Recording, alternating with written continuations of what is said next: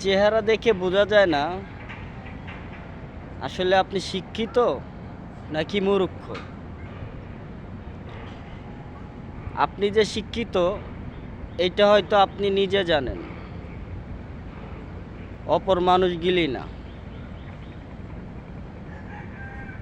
আপনি যে কেমন এটার সার্টিফিকেটটা মানুষ কখন জানতে পারবে? যখন কিনা আপনার চলন ফিরন আর কথাবার্তিতে বোঝা যাবে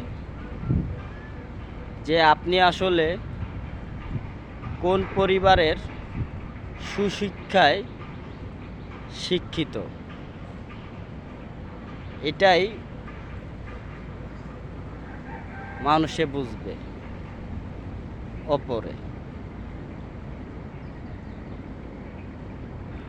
কথাটা কিন্তু সবার জন্য ছিল না।